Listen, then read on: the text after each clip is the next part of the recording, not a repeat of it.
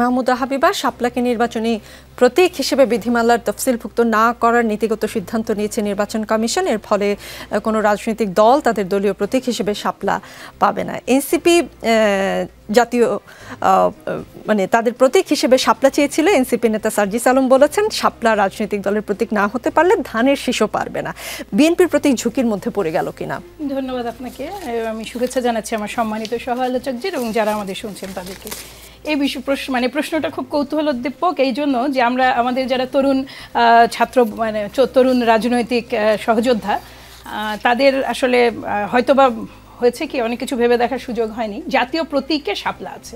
আমি যদি একটু এক্সপ্লেন করি, আমি যতটুকু জানি, জাতীয় প্রতীকে শাপলা আছে, ভাসমান ঢেউ আছে, ধানের শীষ আছে, পাট আছে, পাট পাতা আছে এবং আছে স্টার। আচ্ছা, এগুলো যখন একসাথে হচ্ছে কম্বাইনলি এটা জাতীয় প্রতীক। কিন্তু যখন আপনি ভেঙে ফেলছেন শাপলাকে, পানির ঢেউকে, ধানের শীষকে, পাট পাতাকে কিংবা আপনার ওই যে স্টারকে, সেই ক্ষেত্রে কেবল দুটো জাতীয় বিষয় বেরিয়ে আসছে। পাট হচ্ছে আমাদের জাতীয় ফসল, আর হচ্ছে আপনার ওই কি বলে শাপলা হচ্ছে আমাদের জাতীয় ফুল। ধানের শীষ তো আমাদের জাতীয় ধানের শীষ তো বা ধান তো জাতীয় শস্য নয়। কাজে এই জায়গাটায় যেটা হচ্ছে আপনি যেমন জাতীয় পাখি দোয়েল, জাতীয় মাছ ইলিশ, জাতীয় আমরা ছোটোবেলায় তো এগুলো জেনারেল নলেজ পড়তে পড়তে টায়ার্ড হয়ে গেছিলাম এবং কিছু কিছু তো এখনও মুখস্থ আছে। ওই বাস্তবতায় শাপলা হচ্ছে জাতীয় প্রতীক, ফুল হচ্ছে জাতীয় ফুল। ওইটা সেই হিসেবে যদি আমরা পাটের শীষ থাকতো ধান আমাদের নির্বাচনী প্রতীক, তাইলে তো অবশ্যই ঝুঁকির মধ্যে পড়তো, যেহেতু পাট পাতা আছে। আপনার তো আছে জাতীয় প্রতীকে আছে, কিন্তু ধানের শীষ জাতীয় শস্য নয় আমাদের। আচ্ছা, আপনি বলছেন দুটো কমন হয়ে যাওয়াতে জাতীয় প্রতীকে আপনি যখন এলিমেন্টগুলোকে আলাদা করবেন, আপনার পানির ঢেউ, কেউ যদি ঢেউ নেন, ভাসমান ঢেউ যদি প্রতীকে কখনো আসে, ওটা তো আমাদের কোনো কিছুই না। তার জাতীয় কোনো কিছু নয়। কাঁঠাল যদি জাতীয় প্রতীকে থাকতো তাহলে কাঁঠাল প্রতীক হতে পারতো না। বিষয়টা ওইভাবে ব্যাখ্যা আমার কাছে সেটাই মনে হয়। হ্যাঁ, এখন কাঁঠাল আছে কিনা জাতীয় নির্বাচনে ওটা আমি জানি না। প্রতীক আছে, কাঁঠাল প্রতীকটা আছে কিনা, ওটা কিন্তু জাতীয় ফল আমাদের। ঠিক আছে, প্রতীক যদি প্রতীক থাকে তাহলে তো নির্বাচন কমিশন নিশ্চয়ই কোনো এখানে গ্রহণযোগ্য ব্যাখ্যা দিতে হবে। কারণ হচ্ছে জাতীয় ফল যদি আপনি দিয়ে থাকেন প্রতীক হিসেবে, তাহলে তো জাতীয় ফুল আপনার দিতে এটা তাহলে তাদের যুক্তিটাকে ওইটা আমি শুনতে আগ্রহী। কিন্তু আমাদের ধানের শীষ তো না জাতীয় শস্য না কিছু। আর ধানের শীষ হচ্ছে আমাদের খুব জনপ্রিয় একটা খাবার, যেটা হচ্ছে ভাত, ওই ভাতের উৎস আর কি। এবং ধানের শীষ বেছে নেওয়ার কারণই হচ্ছে যে বাংলাদেশের জনমানুষের যেটা প্রধান খাদ্য, যে বেসিক ফুড আর কি, সেই হিসেবে ধানের শীষ এবং ধানের শীষের একটা যে মাঠ, এটাকে সবসময় আপনার উর্বরতা, সচ্ছলতা এবং স্বনির্ভরতার প্রতীক হিসেবে দেখানো হয়। সেই হিসেবে এটা বহু আগে বেছে নেওয়া একটা প্রতীক। এটা এতগুলো নির্বাচন কমিশন এবং এত দীর্ঘদিন বাংলাদেশ জাতীয়তাবাদী দল ধানের শীষ নিয়ে নির্বাচন করছে, কোনো জাতীয়র সাথে এটা কোনো সংশ্লিষ্ট নাই। কাজে আমি এটাতে কোনো প্রবলেম দেখি না। আপনি কোনো প্রবলেম দেখেন? আমি একটু আগের দুটো কথা বলে আসতে পারি কিনা, রাজসাক্ষী নিয়ে আপনার কথাটা যেটা বলছেন, আমি সত্যি ইন্টারেস্টেড এটা নিয়ে।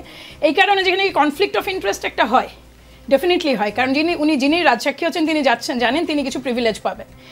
তিনি কি প্রিভিলেজ পাবেন ওটা কিন্তু একটা অবশ্যই বিবেচ্য বিষয়।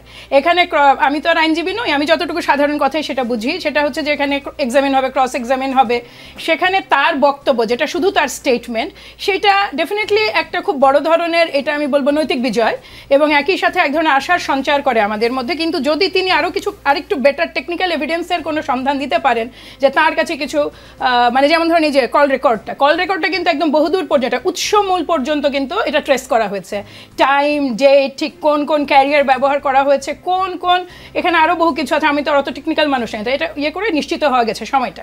ঠিক একইভাবে এই ধরনের টেকনিক্যাল যদি কোনো এভিডেন্স তিনি দিতে পারেন, দেন ইটস অল রাইট। কিন্তু আসলে এটা একটা মোরাল বিজয় বলে আমি মনে করি।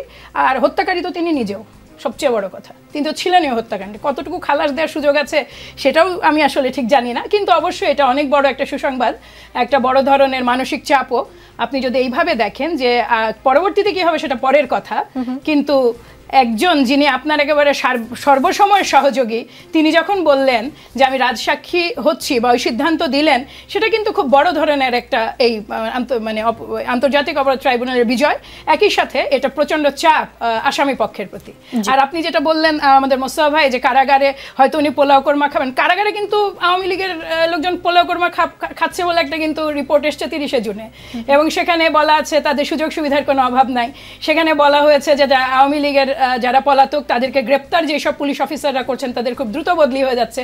সেখানে আরও দাবি করা হয়েছে যে আপনার 250-র বেশি 1 মাসে জামিন হয়েছে এবং বলা হয়েছে তার মধ্যে খুব বড় একটা অংশ দেশের বাইরে চলে গেছে। কাজেই রাজসাক্ষী হওয়ার দরকার নেই পোলো খাওয়ার জন্য, ওটা অলরেডি নানা ধরনের বেনিফিটের মধ্যে আছে। আপনিও তো একটু মাঝখান থেকে ব্যক্তিগত প্রশ্ন করি, আপনিও তো বন্দী ছিলেন। আমি বন্দী ছিলাম না, আমি গুম ছিলাম। আমি প্রকাশ্য আমার কোনো ডকুমেন্ট নাই যে আমাকে তুলে নিয়ে যাওয়া হচ্ছে, কোনো ওয়ারেন্টের এগেনস্টে কিছু না। ওখানে আমাকে খাওয়া দাওয়া দিয়েছিল, র্যাবে যেটা রান্না হয় ওটা তো নিঃসন্দেহে তারা আমাকে খাওয়া দাওয়া দিয়েছিল, রাতেও দিয়েছিল, সকালেও নাস্তা দিয়েছিল। এই পোলাও কোরমা তো দেয়নি, এবং শুতে দিয়েছিল একটা কাঁটাওয়ালা লোমশ যার কম্বল, যারা যারা জেলে গেছেন এনারা সবাই পরিচিত এটার সাথে। ওই এক কম্বল ভাঁজ করে শোয়া এবং আরেকটা কম্বল জাস্ট শুয়ে থাকা, ওই জীবন যারা পার করেনি নিকোল, এটা অন্যরকম।